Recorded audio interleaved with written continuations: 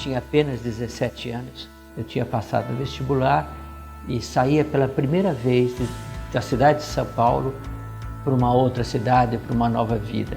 A Academia da Força Aérea naquela época estava no Rio de Janeiro. Eu adormeci no ônibus, me lembro que era na aviação Cometa, e quando eu acordei, eu olhei para o lado direito e eu estava passando exatamente em frente ao CTA de São José dos Campos.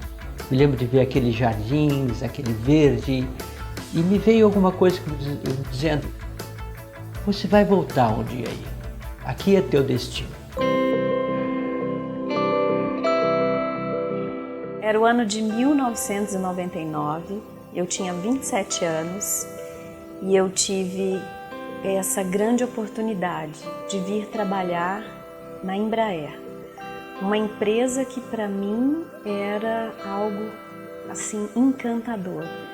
Você imagina uma jovem de 27 anos morando em Belo Horizonte e podendo ir para São Paulo.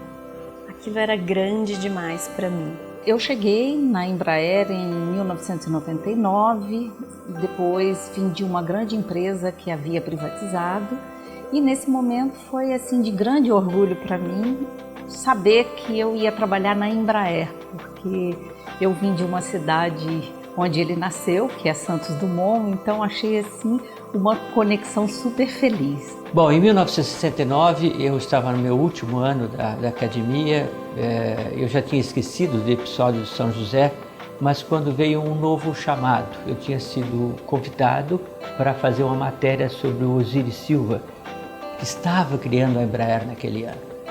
Então, novamente, eu saí do Rio de Janeiro, vim para São José e vim entrevistar o engenheiro Osiris Silva. Aí eu perguntei a ele, na época, Major Osiris, né? Major Osiris, como é que eu faço para trabalhar aqui? Como é que eu faço? E ele disse: Manuel, aqui é uma unidade de elite, não tem gente nova aqui, gente sem experiência. Mas se você ficar entre os 5 primeiros colocados da sua turma, eu tenho como trazer você para cá. E eu fui o 4º. Aí então que eu vim para o CTA para trabalhar com o engenheiro Osiris para ajudar a criação da Embraer. Então a Embraer foi criada efetivamente num dos hangares do CTA, chamado X10, e foi lá que nós trabalhávamos. E o primeiro núcleo da Embraer foram exatamente aqueles colaboradores que trabalhavam no CTA no desenvolvimento dos protótipos dos aviões. E todos, sem exceção, foram registrados na Embraer, exceto eu. Em março de 2001, no final de março de 2001, eu finalmente fui contratado pela Embraer. Passei por todo o processo seletivo e comecei uma função que na época chamava gerente de processo. Como psicóloga, fui contratada para trabalhar na área de recursos humanos, especificamente para a área de desenvolvimento, para a área de treinamento. Um caminho assim que eu só vislumbrava alegria, progresso na minha vida, na minha carreira, e foi assim, todo o tempo. Como já trabalhava em recursos humanos sempre, eu fui chamada para trabalhar como consultora de RH. E nesse momento eu passei a desenvolver projetos corporativos, todos eles voltados ao desenvolvimento das pessoas. Um dos que me chamou muito a atenção e que eu tive a oportunidade de trabalhar foi o projeto de pós-carreira, porque ele não só trazia o respeito às pessoas com a formação e o envolvimento destas pessoas com o momento de aposentadoria, de sair da empresa, mas também o respeito à transferência de um conhecimento, né? Então eu me desenvolvia em comportamento, em conhecimento, em habilidade, em reconhecer o outro, na minha comunicação. O tempo todo é se desenvolver estando lá. Então, somente 20 anos depois, em 1986, eu tinha voltado de uma outra missão da Força Aérea na Itália, tinha ido comandar o programa MX. Quando eu voltei, não foi a Embraer até que me convidou no primeiro momento, foi a Força Aérea que me colocou dentro da Embraer como representante dela para dirigir o programa MX pela Força Aérea dentro da Embraer. E aí foi como se fosse o primeiro amor da vida, né? Foi um momento de intensa paixão, mas intenso trabalho também. porque a Embraer em 86 já começava a ter alguns problemas sérios. Em 92, quando o engenheiro Osiris voltou para a Embraer com a missão de privatizar, é que ele me convidou para que eu ajudasse nessa tarefa de privatizar.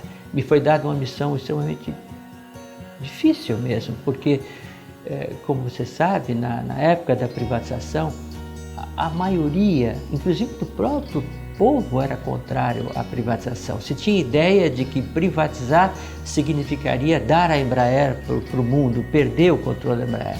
E na hora que eu fui designado sendo o diretor responsável pela privatização, eu sabia que ao final do processo eu ia ter que deixar a Embraer. Isso também era muito duro. Em 2012, depois de mais de 13 anos na empresa, eu fui desligada. Isso foi muito difícil, porque eu não esperava, eu não gostaria de sair. Eu tinha a intenção de me aposentar lá. Talvez tenha sido uma das maiores dores que eu passei, ter sido desligada e não saber o que fazer depois. Eu trabalhei na empresa durante 17 anos, né? O que ocorreu foram alguns sinais que nos últimos 2 anos eu começava a perceber. E a sensação que eu tinha era uma sensação de morte anunciada, que a qualquer momento eu seria chamada para me comunicar um desligamento. Então era inevitável eu pensar na minha idade, no meu tempo de empresa, tudo isso passava pela minha cabeça. Há 1 ano eu deixei a empresa e a partir daí é que eu fui processar todo esse sentimento, essas angústias, e que aí você começa a fazer um flashback da vida. A minha autoestima, ela ficou baixíssima. E eu saio então sem entender quem eu era. Inclusive, achando que eu não era muita coisa, achando que eu não tinha muitos talentos, muitas competências. Até hoje eu tenho sonhos ou pesadelos de que estava vivendo naquele momento. Ele nunca saiu da minha cabeça. Eu fiquei angustiada, eu tinha a sensação de menos-valia e isso passava um pouco por desrespeito e isso tudo me paralisou. Então, toda a parte conceitual que eu desenvolvi na empresa o tempo todo, eu não usei em causa própria. Durante este período, eu fiquei paralisada com o sofrimento, com as angústias. Quando nós podemos aproveitar esse momento e usar esses sinais como forma de criar um novo momento, um pós-carreira, de uma forma muito mais leve, mais dinâmico. Quando eu recebi o anúncio do PDV, quando isso foi divulgado pela empresa, a minha primeira reação foi começar a pensar assim, que eu deveria entrar ou não no PDV. E a minha sensação desde o começo foi que aquilo seria uma oportunidade. Várias vezes, ao longo da minha história profissional, eu havia pensado que assim, tudo aquilo que eu sabia fazer na Embraer eu poderia levar para uma vida de consultor fora, com todos os prós e contras de uma vida de consultor. E que aquele momento do PDV era uma nova oportunidade de pensar muito seriamente sobre isso. Teve sim um momento de ansiedade, falar, olha, puxa, sair da Embraer com tudo aquilo que a Embraer dá para a gente, toda a segurança, todo esse ambiente positivo de aprendizado e partir para uma vida onde você está, digamos assim, a princípio sozinho, sempre traz um grau de ansiedade muito grande. O grande ponto de atenção, né, foi com a minha filha, que é a minha grande responsabilidade. Ela tem 16 anos, está em fase escolar, uma menina maravilhosa, que está cheia de sonhos. E eu tinha uma coisa que falou o seguinte, minhas decisões afetam diretamente o futuro dela. E a gente precisava conversar. Aí ele falou, ele explicou a história toda, ele explicou sobre o trabalho, sobre a situação e perguntou o que eu achava. E eu falei pra ele que, claro, que nunca é fácil, não é uma coisa assim confortável, que você já fica na hora, tudo certo. Mas eu falei que se ele achava que era a melhor coisa pra fazer, se ele achava que ele ia dar conta, que ele tinha um plano, eu confiei nele. Qualquer tipo de relação familiar, qualquer coisa, é baseado em confiar um no outro. E se meu pai confia em mim com os meus sonhos, com os meus objetivos, eu tenho que confiar com o que ele acha melhor, com os sonhos e objetivos dele também. Eu decidi que então eu teria o meu espaço próprio, porque eu pude raciocinar. Eu não queria sair da cidade, mas eu queria ficar aqui. Por outro lado, achei que eu não gostaria de ir para outra empresa. Então me sobrou uma alternativa de eu vou retomar a minha carreira como autônoma, como psicóloga. Então eu investi com medo, com sofrimento interno, mas eu fui. Tive apoio da minha família e de pouquíssimos, mas muito fiéis amigos e segui firme. E a gente começou a ajudar, plantando algumas sementinhas, criando algumas reflexões. E a Cláudia começou a construir ideias, compartilhava, a gente dava mais sugestões, a gente escutava ela, eu acho que ela tinha bastante, ela precisava ser escutada na época. E ela foi criando, foi montando como se fosse um Lego, né? Todo esse trabalho que hoje eu diria que já é uma referência em cuidar de pessoas, não só como era a Cláudia na Embraer, mas principalmente agora, que eu acho que ela se tornou uma profissional muito melhor que era antes. Eu não conseguia enxergar um caminho, até que eu pensei, por que não contar a minha história? Não falar do que eu vivi, do que eu estou passando. Porque eu acho que tem dois fatores importantes nesse processo. Um deles é a minha experiência profissional, eu trabalhei durante muitos anos, e a outra é a minha experiência pessoal.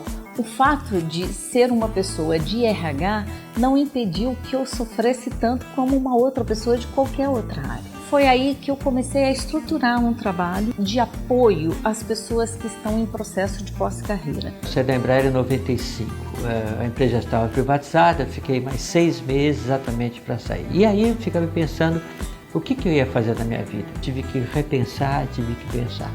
Mas uma coisa eu acho que era importante, eu tinha certeza que eu estava preparado.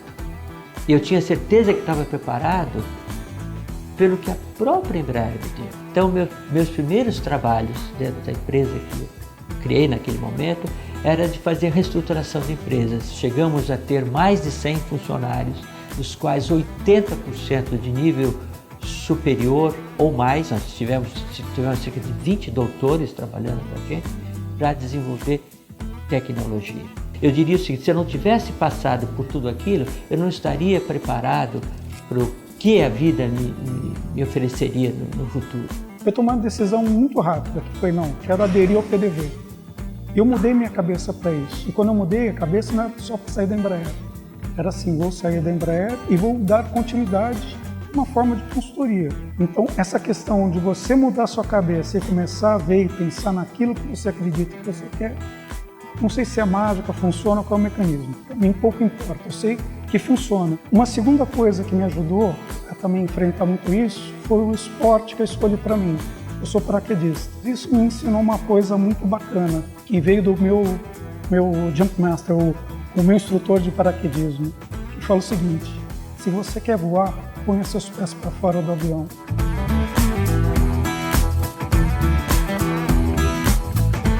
Nesse momento que a Embraer começou a ficar agitada, porque tinha esse programa do PDV, algumas pessoas que já tinham decidido que iam entrar no programa do PDV me procuraram e disseram, Manuel, por que a gente não pode se organizar para criar algum tipo de serviço ajudando essas pessoas, baseada na sua experiência, na experiência de outros parceiros, para que a gente possa ajudá-los nessa nova fase, a sair dessa situação que alguns chamam, talvez erroneamente, de luto, mas eu compreendo, né? Mas é o momento da virada. De que forma vocês podem ajudar isso?